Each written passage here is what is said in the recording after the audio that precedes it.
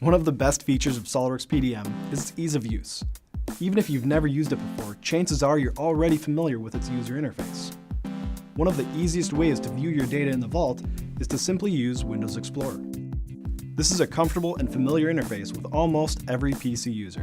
SOLIDWORKS PDM has added several components to present the user with additional information in Windows Explorer.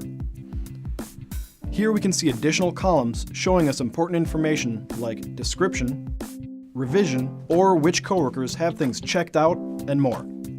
It's also important to note that these columns are configurable and each company can pick and choose which information is in their column sets. Also note the additional tabs across the bottom. These provide even more information about the document that is selected. Here you can see a preview of the selected document. The preview window will let you view a couple hundred different document types, including all the major CAD file types, as well as all the standard Microsoft Office file types, and more. There's also related information showing about the document selected, like where it's used, or what other documents are referenced.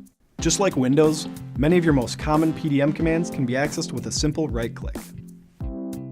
Even powerful capabilities, like the part's complete history, can be accessed with a simple right-click.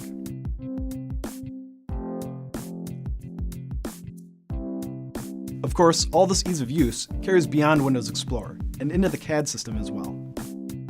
Here you can see the integration into the task pane, plus the ability to access common commands through the right mouse button. Hopefully you've been able to see how intuitive and powerful SOLIDWORKS PDM can be, and how its ease of use is just one of its best features.